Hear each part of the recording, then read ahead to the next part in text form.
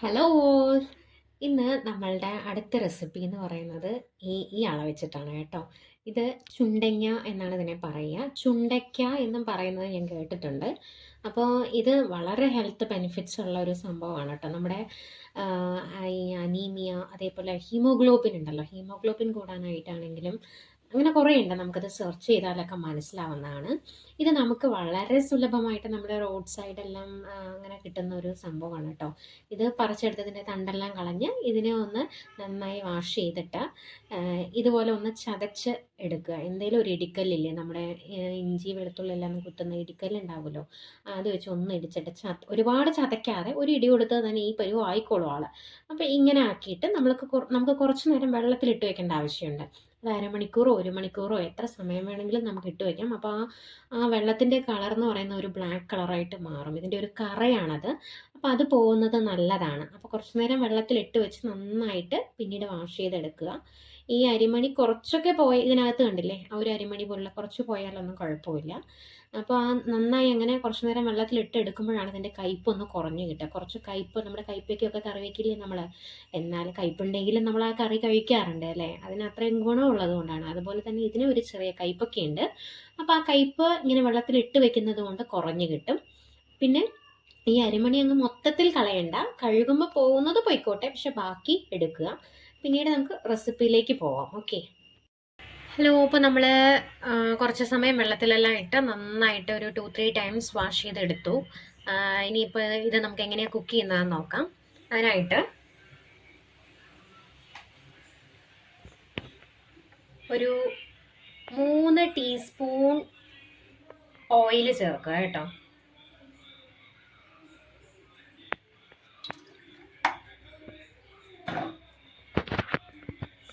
അതിലേക്ക് 1 ടീസ്പൂൺ കടുക്, അതിലേക്ക് കടുക് പൊട്ടിയിട്ടുണ്ട്. നമുക്കൊരു 1/4 ടീസ്പൂൺ ഉലുവ ചേർക്കാം. ഉലുവയായിട്ടുണ്ട്. 1.5 ടേബിൾ സ്പൂൺ ഇഞ്ചി ചേർക്കുന്നുണ്ട്.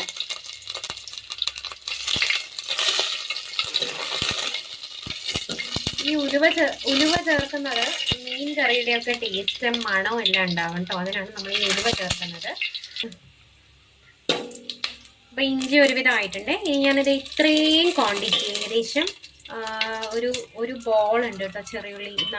ഇതിന് എത്ര ചെറിയുള്ളി ചേർത്താലും ടേസ്റ്റ് തന്നെയാണ്. അപ്പം ഞാൻ ഒരു ബോൾ ചെറിയുള്ളി, ക്വാണ്ടിറ്റി നിങ്ങൾക്ക് ഇതിലിടുമ്പോൾ കാണാമെന്ന് വിചാരിക്കുന്നു.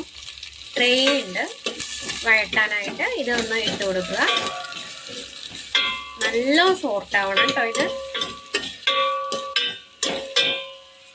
ആക്ച്വലി ഞാനിത് ആവുന്നത് വരെ വെയിറ്റ് ചെയ്യുന്നില്ല. ഇതിനോടൊപ്പം നമ്മളുടെ ചുണ്ടങ്ങയും കൂടെ ഞാൻ ഇട്ട് കൊടുക്കുകയാണ് കേട്ടോ.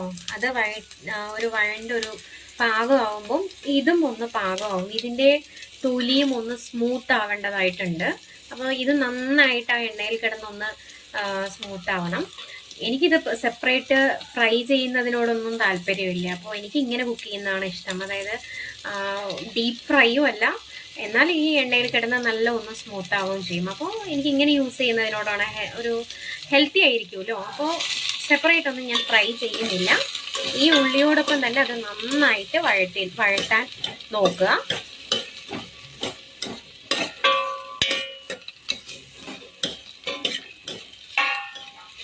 ഒരു മീഡിയത്തിലേക്ക് വെക്കുക കേട്ടോ ഫ്ലെയിം.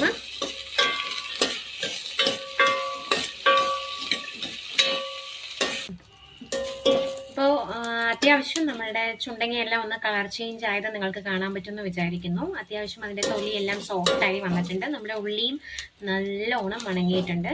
ഇനി ഇതിലേക്ക് ഞാൻ 2 മീഡിയം സൈസ് തക്കാളി കട്ട് ചെയ്ത് വെച്ചിട്ടുണ്ട്. അത് ചേർത്ത് കൊടുക്കുന്നുണ്ട്. തക്കാളി ഒന്ന് സോഫ്റ്റ് ആവുന്ന വരെ വഴറ്റുക. എന്നിട്ട് നമുക്ക് പൊടികൾ ചേർക്കാം. ഓക്കെ, നമ്മുടെ തക്കാളി എല്ലാം നല്ല സോഫ്റ്റായി വന്നിട്ടുണ്ട്. ഇനി നമുക്ക് ഇതിലേക്ക് 1.5 ടേബിൾ സ്പൂൺ മല്ലിപ്പൊടിയും ഒരു 3/4 ടീസ്പൂൺ മഞ്ഞൾപ്പൊടി, കുറച്ച് ഉപ്പ്, ഒരു ടീസ്പൂൺ ഉപ്പ് എടുത്തിട്ടുണ്ട് ഞാൻ. പോരെങ്കിൽ നമുക്ക് പിന്നെ ഇടാമല്ലോ. പിന്നെ 1 ടീസ്പൂൺ മുളക് പൊടിയും എടുത്തിട്ടുണ്ട്.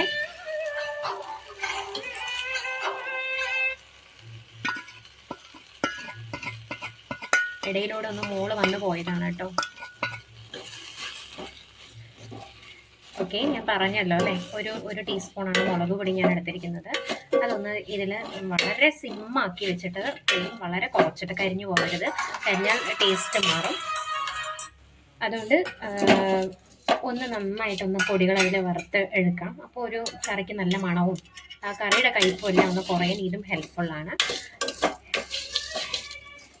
ഉപ്പ് ഞാനിപ്പോൾ ഇട്ടിട്ടുണ്ട്. ഇത് പോരെങ്കിൽ നമ്മൾ തേങ്ങ അരപ്പെല്ലാം ചേർക്കുമല്ലോ, ആ സമയത്ത് നമുക്ക് ചെക്ക് ചെയ്തിട്ട് നോക്കാം. ഇനി ഇതിലേക്ക് ഞാൻ ഒരു മൂടി തേങ്ങയും ഒരു നാരങ്ങേനേക്കാളും വലിപ്പത്തിലുള്ള പുളിയും പിഴിഞ്ഞ് രണ്ടും കൂടി മിക്സ് ചെയ്ത് വെച്ചതാണ്. തേങ്ങ അരപ്പാണ്, അതും പുളിയും രണ്ടും മിക്സ് ചെയ്ത് വെച്ചിട്ടുണ്ട്. അത് ഞാൻ ചേർത്ത് കൊടുക്കണം കേട്ടോ. ഇതിൽ കിടന്ന് ഇതൊന്ന് നന്നായി തിളയ്ക്കേണ്ടതായിട്ടുണ്ട്. ചേർത്ത് കൊടുക്കുന്നു.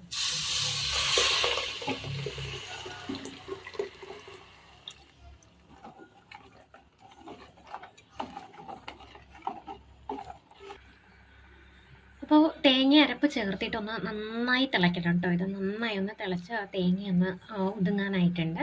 അപ്പം തിളയ്ക്കാനായിട്ട് വിടാം. ഞാൻ ആ ടൈമിൽ തന്നെ കുറച്ച് ഫ്രഷ് കറിവേപ്പില, ഞാൻ കടുക് താളിപ്പിൻ്റെ സമയത്ത് ചേർത്തിരുന്നില്ല, കുറച്ച് ഫ്രഷ് കറിവേപ്പില മുകളിൽ ഇട്ട് കൊടുക്കുന്നുണ്ട് കേട്ടോ. അപ്പോൾ ഈ കറിവേപ്പിലയുടെ ആ ഒരു നല്ലൊരു മണവും പ്ലസ് തേങ്ങയെല്ലാം ഒന്ന് ഒതുങ്ങി വരുമ്പോൾ കറിയുടെ നല്ലൊരു മണവും നമുക്ക് കിട്ടും. ചെറിയൊരു കയ്പുണ്ടാവും, കയ്പ്പയ്ക്ക കറി പോലെ തന്നെ. കയ്പ്പയ്ക്ക കറി നമ്മൾ വറുത്ത് വെച്ച് കഴിഞ്ഞാൽ ഉണ്ടാവുന്ന കയ്പ് എങ്ങനെയാണോ അതുപോലെ ഉണ്ടാവും. പക്ഷേങ്കിലും വളരെ ഹെൽത്തി ആയിട്ടുള്ള കറിയാണ്. അപ്പോൾ നമ്മുടെ വീട്ടിലെ കുട്ടികൾക്കാണെങ്കിലും മുതിർന്നവർക്കാണെങ്കിലും ആർക്കാണെങ്കിലും ഇത് നമുക്ക് സെർവ് ചെയ്യാനായിട്ട് പറ്റുന്ന ഒരു കറിയാണ്. ഓക്കെ, അപ്പോൾ നമ്മുടെ കറി നന്നായി തിളച്ച് വരുന്നുണ്ട്. തേങ്ങയെല്ലാം കണ്ടില്ലേ, ഉപ്പ് പാകമാകുമ്പം ഈ തേങ്ങയും എല്ലാം ഒന്ന് ഒതുങ്ങി വരും. ഉപ്പ് കറക്റ്റ് ആണെന്നാണ് അർത്ഥം. ഈ സമയത്ത് ഉപ്പ് പാകം അല്ലെങ്കിൽ നമുക്ക് ചേർത്ത് കൊടുക്കാനായിട്ട് പറ്റും. ഇനിയിപ്പോൾ നന്നായി തിളച്ചിട്ടുണ്ട്, വെട്ടി തിളച്ചിട്ടുണ്ട്. അപ്പോൾ ഇനി നമുക്കിത് കറി ഓഫ് ചെയ്യാം. ഓക്കെ, നമ്മുടെ കറി റെഡി ആയിട്ടുണ്ട്. കറി ഇഷ്ടമായെങ്കിൽ എല്ലാവരും ഒന്ന് ലൈക്ക് ചെയ്യുക, ഷെയർ ചെയ്യുക. അതേപോലെ തന്നെ ആദ്യമായിട്ടാണ് ചാനൽ കാണുന്നതെങ്കിൽ ഒന്ന് സബ്സ്ക്രൈബ് ചെയ്ത് ഹെൽപ്പ് ചെയ്യുക. ബെൽ ഐക്കൺ ഒന്ന് ഓണാക്കി ഇടണേ. അപ്പോൾ ഇനിയുള്ള സിമ്പിൾ റെസിപ്പീസ് ഇനിയും വരുന്നതായിരിക്കും. Okay, bye, thank U.